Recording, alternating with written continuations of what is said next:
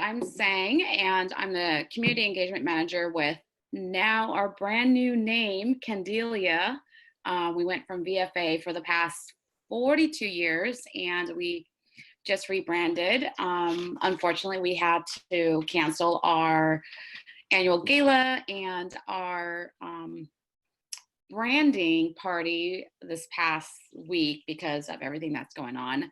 But we started about 40 years ago working with primarily the Vietnamese immigrants and refugees that came here right after the war, working with them to secure housing and jobs and just helping them um, transition into the American lifestyle. And throughout the year, we have completely evolved into working with other immigrants and refugee families across King County. Our work is primarily at the Seattle World School, which is 100% immigrant and refugee school from junior high to high school. And they are a part of the Seattle Public School. So we basically run all of their after school programs. We do all of their volunteer placements within the classroom and after school. We do have a Saturday program that's open to all Seattle Public immigrant and refugee students that have been here no more than 2 years. And we provide resources like job readiness training program, access to family programs that allow parents to come in and learn English and computer classes so that they can be a great support for their students in their education journey here. My position, I started 4 years ago at VFA, now Kandelia, as the volunteer manager.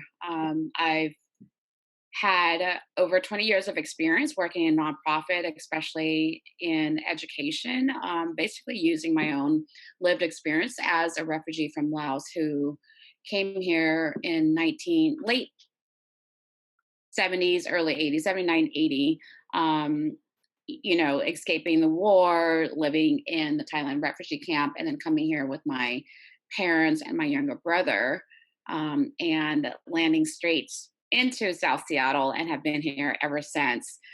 So using that to be able to champion the work that we do now at Seattle World School and within our own communities in bettering the lives of immigrants and refugees and allowing them to still be able to be grounded and rooted in their identity and their culture, yet also being successful in the American society, their expectations, whether it be culturally through East African, Spanish speaking communities, Vietnamese, but also letting them understand that just because you are now in America living in an American society doesn't mean that you have to lose your roots and your culture, your language, your identity. And I think that's the most powerful thing that we can be the role models for. And I'm very honored and blessed to be able to work with an amazing group of people that are truly reflective of the families that we serve. In that, even though we have a certain role at Seattle World School, we make it our priority within our work that identity and culture is the leading force in what we do. And I primarily am sort of responsible for connecting and engaging other orgs and community members to our work and bringing in volunteers, bringing in kind donors and funders. Because even though we've been around for 42 years now, we still are not as well known in the community because we've been siloed because of our name. And so I think this new rebrand can truly be reflective of the work that we do across immigrant and refugee communities. And now we are trying to, so our brand is now catching up with our work, so to speak, which took so long, but I'm glad that we're here now with the support of our board and our staff and our communities. It took us 2 years to be able to fully dive into and dig deep into what VFA meant in the community, what roles and what barriers we created within having that name, but not necessarily specifically working with that community. So we did a lot of, just deep dive into what is our work, who are we, and how can we be more inclusive, not just with our work, but within the name itself. Because me being a Laotian woman and working for a Vietnamese uh, organization, Vietnamese Friendship Association, that was kind of misleading, but also, having to explain a lot as to why a Laotian woman would just specifically work in a Vietnamese Yeah. organization, right? And then I'm Yeah. like, an elevator pitch turns out, to be like a 20-minute explanation. So I think that that prompted us to really look deep inside ourselves, and so we started just asking questions with the community. We hired a consultant to really walk us through this process because it's all new for us, and it's such a humbling experience. And if organizations haven't done this process before, I mean, not necessarily having to change their name, but just asking internally and externally who we are, what is our reputation outside of our org, within the communities, within schools, and the people that we serve. I think a lot of us will be surprised with the answers that we get. Some of them were hard to swallow, but I think at the end of the day, it really opened up our eyes on, hey, this is what we're doing well, this is what we can do better on, and this is how, we are viewed through our community. So, how do we change the things that we're not doing well, or what is truly needed by the community? And then also, how can we evolve and keep doing better on, in the categories that we scored very high in. Mhm. Yeah, it sounds like a really exciting and pivotal moment for your organization.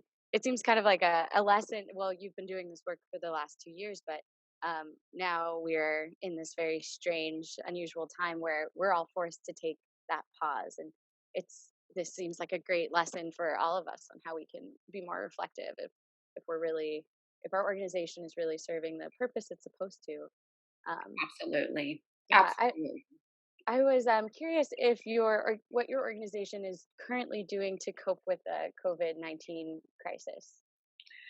As a staff, I think we're trying to keep up our morals by just doing games through Google Hangouts, just checking Mhm. in online and on the phone, and then continue on as best as we can, just through emails and video chats, and checking in with our partners across the board, and then with our students, for those that we have access to and have permission to.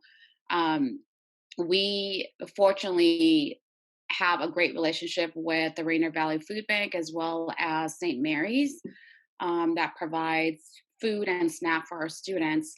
Um, what we what we did as this progressed, we sent out a survey to our families, assessing the needs of the students and families during this time. A lot of our students rely on the school for as their safe space, and then for their 2 meals per day, and then also their weekend food bags that we provide for them through Rainier Valley Food Bank, so that that can hold them over for the weekend. So I think that was our very first priority, was like, how are we going to feed our students and families? Mhm. Um, and Rainier Valley Food Bank, with everything that they are going through right now, and how many people that they are serving, have committed to us in still delivering food every once a week, so that we are able Great. to provide those necessities to our students and families. So our office was closed, the school is closed. So we had to really dig deep into our community, like whose backyard with a roof can we use to be able to still continue the service for our families, right? So I reached out to my daughter's godparents, and they're like, "Fine, come and use, the backyard. There's a roof, all Wow. that stuff." So we coordinated with Rainier Valley Food Bank. They came. We have a staff, mind you, we only have a staff of 8, and 2 of them are seniors. So there was, and then 2 were on vacation. So the 4 of us came and then coordinated with Soccer's Without Borders, with Rewall, with Horn of Africa, just all of the people that have played a very important part in serving our students at the school. And we all got a list. So each of the IAs called in their native languages to these families. It's like, hey, this is the form, let's fill it out together. And then once the form was filled out, we got that information as to the needs of the family, got their addresses, got their phone numbers. And then when Rainier Valley Food Bank dropped off the foods, we, we made about 60 or 70 bags for the students that filled out those forms. And we broke it up between, I think, 4 of us that delivered that day. So it took about 2 to 3 hours per person to deliver all the foods, to Wow. their front door. Mhm. Um, so then as we were delivering, parents and families also came out, was like, do you have diapers? Do you have baby wipes? Do you have pads for the girls? So we're like, you know, we're still, we are doing this work, but still there is such a huge need for more, and things that Oh, we yeah. also didn't think about, right? So then we're like, okay, what can we do? And luckily for us, we're able to work with Seattle Foundation to get some sort of a grant. I think they provided us with $50,000 to continue our work in serving our students and families. Now we're talking about rent and food throughout the week, and then education. A lot of folks are talking about how these kids are going to continue their education, but we as an org was like, that is not their first priority. Their first priority is survival.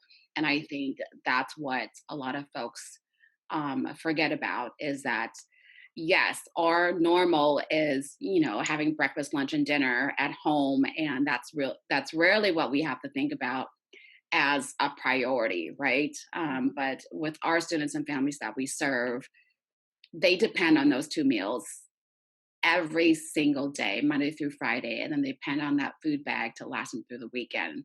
So when you take those away, how are they going to survive, right? So they're not thinking about, how am I going to complete my schoolwork? Yes, that's important, but it's not the top of the list. How am I going to pay my rent? How am I going to keep my family under this roof? Those are serious and the most important issue and priority that our students and families have. So then that we have to shift our mindset. It's like, yes, even though we are working with educators and the school, that has to be third, fourth, or fifth on the list, until we take care of, the food and the housing and heat and electricity and stuff, that we can't move to providing them education unless we take care of those top priorities first.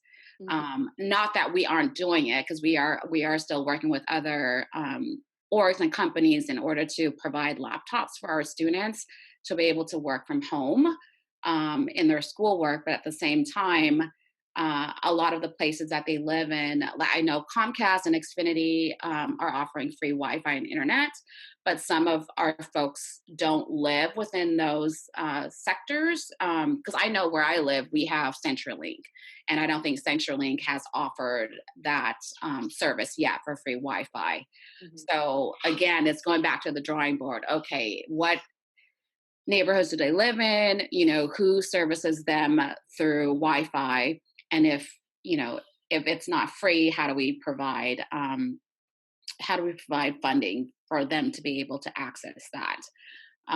So those are lots of things that come up that we necessarily aren't prepared for in this sort of situation. And I think the world as a whole was never prepared, and this truly shows us where we lack, right? Oh, And yeah.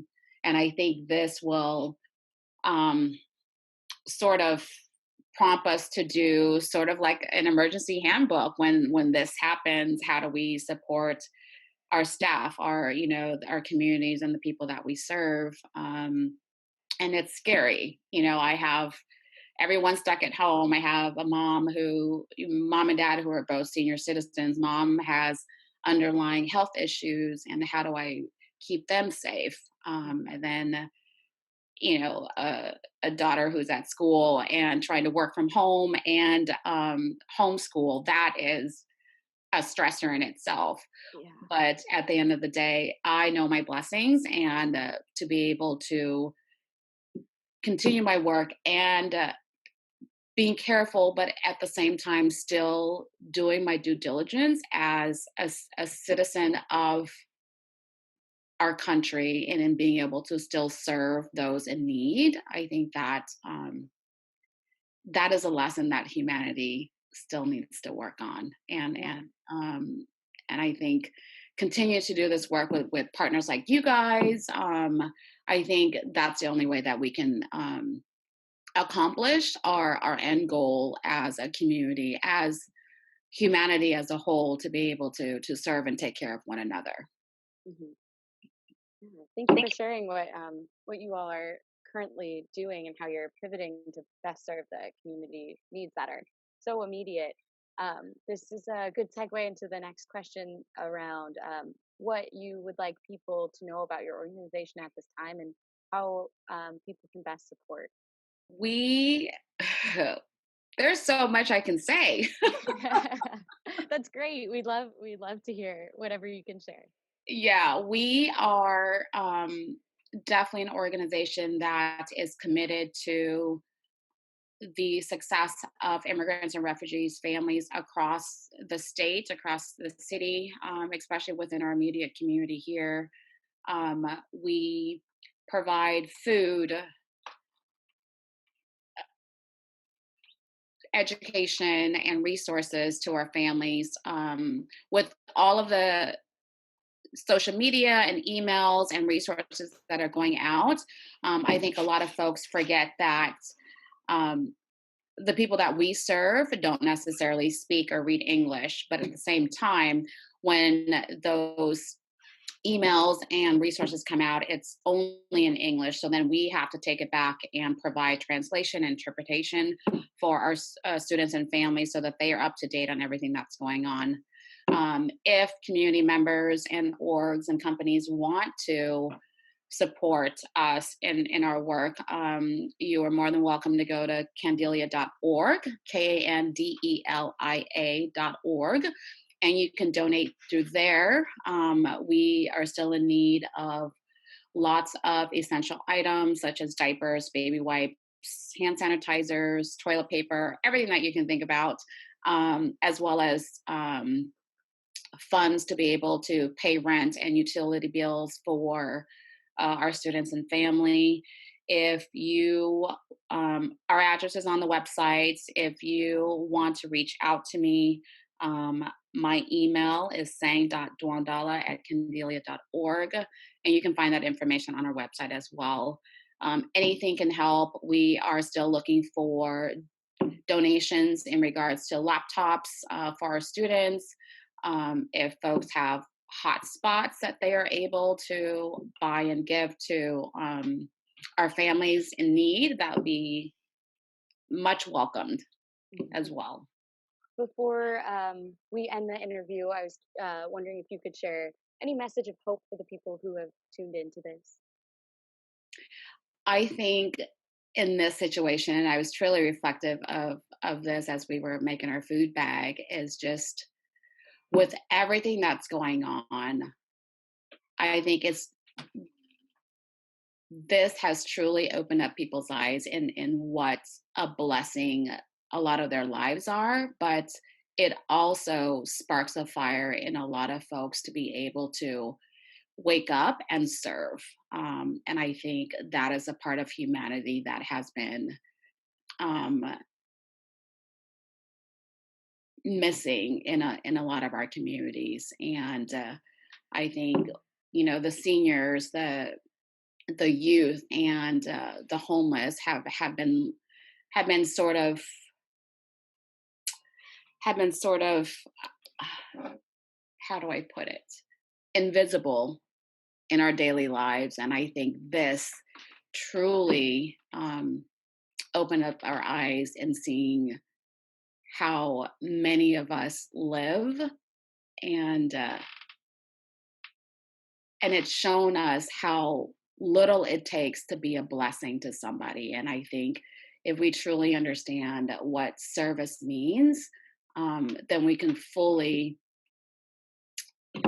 fill our hearts with the work that we do, and what comes of that, and the huge difference that it makes in our society. Thank you. That was a very nice note to end on. I really appreciate you taking the time to share your thoughts and what's going on with us, and Absolutely. I look forward to staying in touch. Yeah, and thank you. I've been working with SU for the past 8, 9 years, and you guys have been truly um, a huge part of this work that we do. And I appreciate each and every one of you guys. Thank you. Thank you.